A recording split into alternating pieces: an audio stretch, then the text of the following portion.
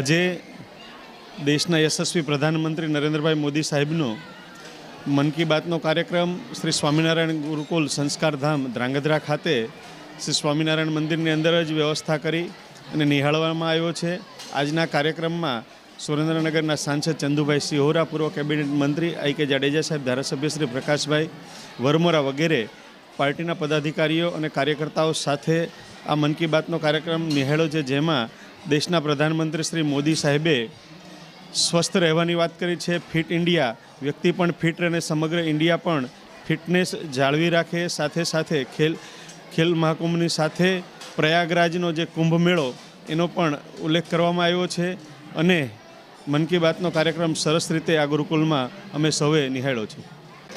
હું મયુર બોલું છું ધાંગધ્રાથી। સંસ્કારધામ ગુરુકુલ સાથે જોડાયેલા છીએ। આજે અહીં ભવ્ય શાકોત્સવનો પ્રોગ્રામ છે। શ્રીજી મહારાજની પ્રણાલિકામાં આ પ્રોગ્રામ શરૂ થયો હતો। સાથે સાથે મન કી બાતનો પ્રોગ્રામ બહુ સરસ લાવ્યો હતો। એમાં મોદી સાહેબે જે વાત કરી, મેલેરિયાની વાત કરી, પ્રયાગ કુંભમેળાની વાત કરી, ખેલ કુંભની વાત કરી, ફિટ ઇન્ડિયાની વાત કરી કે કેવી રીતે સ્વસ્થ રહેવું, કેન્સર સામેની બી વાત કરી કે કેન્સર સામે કેવી રીતે ઝઝૂમવું, કેવી રીતે માત કરવું એને, અને ભારત સુખાકારી અને આરોગ્ય વધે એ પ્રમાણે એમને બધાને આશીર્વાદ આપ્યા અને ખૂબ મજા આવી। અને મન કી કાર્યક્રમ બી અમે વારંવાર ઘણા ટાઈમથી જોઈએ છીએ અને આજે પણ અહીંયા જોયો, ખૂબ આનંદ થયો, ખૂબ મજા આવે। જય સ્વામિનારાયણ। મારું નામ સુરેશભાઈ પટેલ, શ્રી સ્વામિનારાયણ સંસ્કારધામ ગુરુકુલના સંસ્થાપક, અમારા ગુરુદેવ પરમ પૂજ્ય સદગુરુ શ્રી રામકૃષ્ણદાસજી સ્વામીના સંકલ્પથી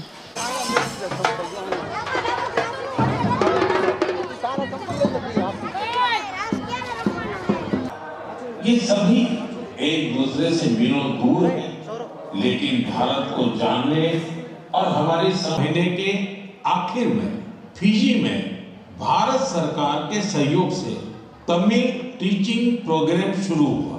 बीते 80 वर्षों में यह पहला अवसर और इसमें बड़ी भूमिका निभाई है आयुष्मान भारत योजना ने। इस योजना की वजह से कैंसर के 90% मरीज, क्योंकि पहले पैसे के अभाव में गरीब मरीज कैंसर की जांच में, उसके इलाज से कतराते थे।